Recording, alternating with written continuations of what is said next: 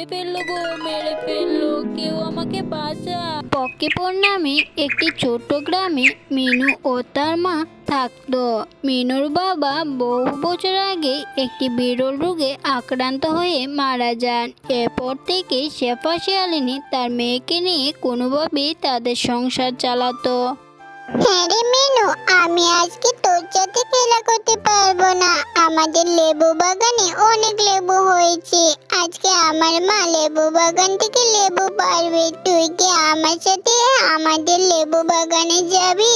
তাহলে দেখতে পারবি কি মজার মজার লেবু হয়েছে। আর দেখেছিস এখন তো অনেক গরম পড়েছে, লেবুর কি শরবত খেতে না অনেক মজা। তুই আমার সাথে চল, তোকে আমি লেবুর শরবত খাওয়াবো। কি বলিস বান্টি, তোদের লেবু বাগান আছে? এখন তো লেবুর অনেক দাম জানিস। অনেক দিন থেকে আমি লেবুর শরবত খেতে চাইছি, কিন্তু দাম দেখে খেতে পারছি না। আমাদের যে অভাবের সংসার, আমার মাকে এটা বলতে আমার সাহস হয় না। মিনু, তুই কোনো চিন্তা করিস না, তুই আমার সাথে চল। আর আমি তোকে মাকে বলে আজকে লেবু শরবত খাওয়াবো। তাড়াতাড়ি চল আমার সাথে।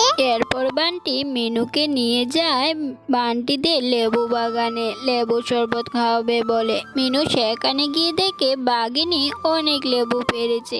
এই দেখে মিনু বলে, ও কাকিমা, আমাকে কিছু লেবু দাও না, এখন তো অনেক গরম পড়েছে, অনেক দিন হলো লেবুর শরবত খাইনি।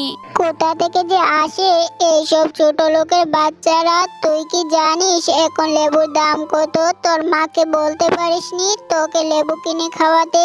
আমি তোকে কোনো লেবু খাওয়াতে পারবো না। তুই তোর মাকে গিয়ে বল তোকে লেবু কিনে শরবত বানিয়ে খাওয়াতে।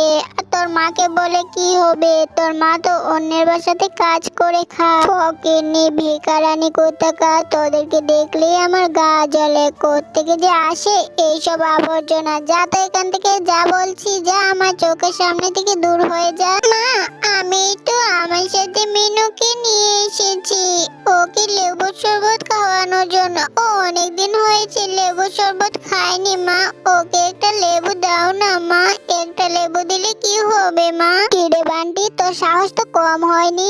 এই ছোট্ট ভিখারানির সাথে চলতে চলতে তুই ওদের মতো হয়ে গেছিস। তোকে না কত করে বলেছি এই ভিখারির সাথে মিলতে না।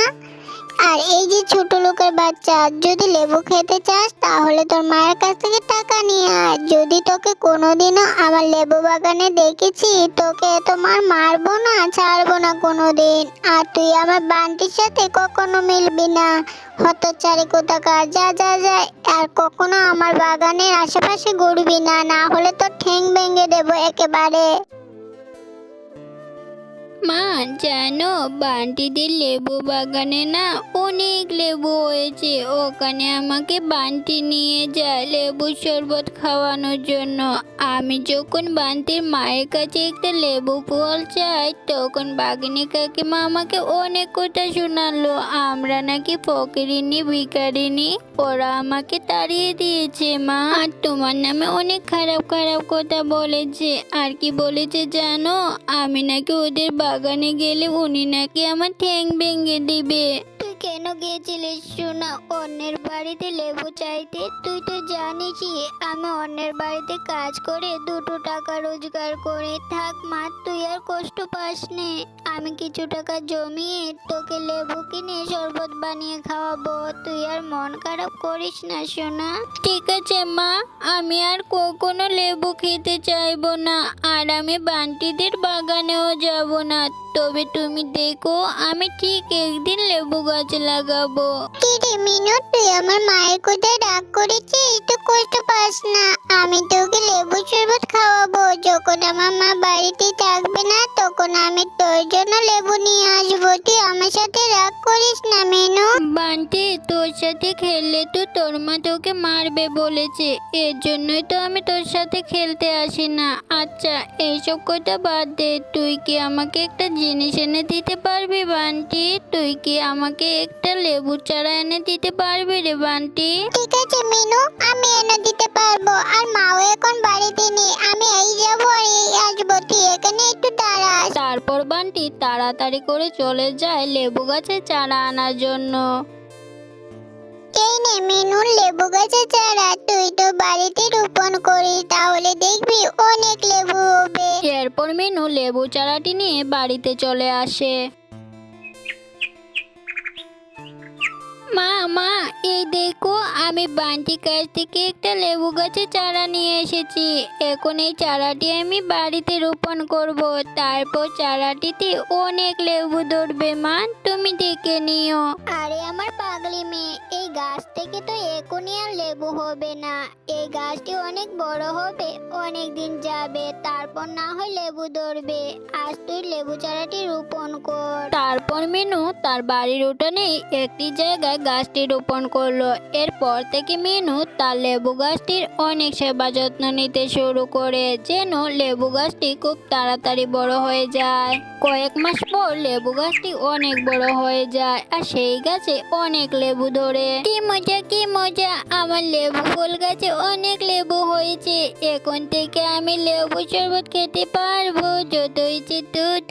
কি মজা কি মজা। ও মামা, দেখো না, আমার লেবু গাছটিতে কত লেবু ধরেছে।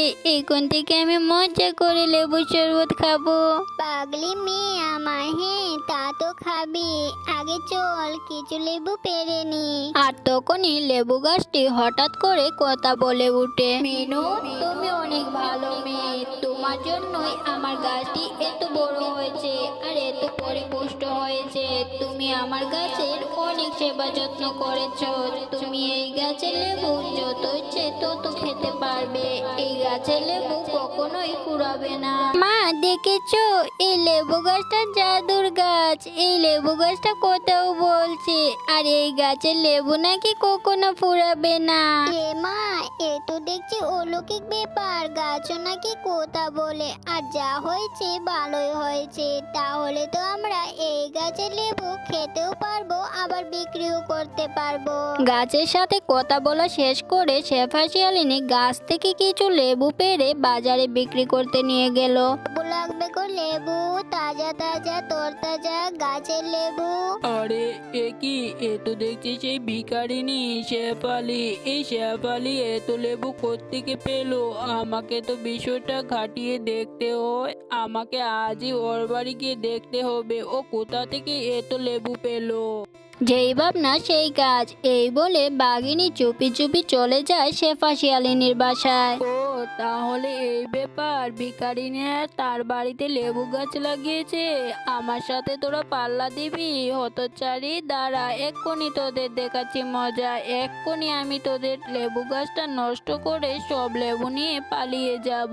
যেই না বাঘিনী লেবু গাছটির ক্ষতি করতে যাবে, তখনই লেবু গাছটি তার জাদু শক্তি প্রয়োগ করলো। কে আছো?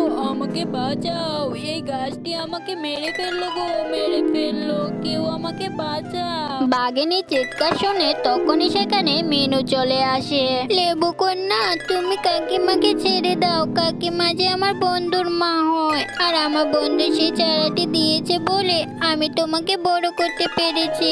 প্লিজ লেবু গাছ, তুমি আমার কাকিমাকে ছেড়ে দাও। আর তখনই সেখানে শেফা শিয়ালিনীও চলে আসে। মিনা, আমি শুধু তোমার কথা এই লোভী বাঘিনীকে ছেড়ে দিলাম, আর যদি কখনো এই লোভী বাঘিনী তোমাদের ক্ষতি করতে আসে, তাহলে আমি ওকে আর কখনো ছাড়বো না।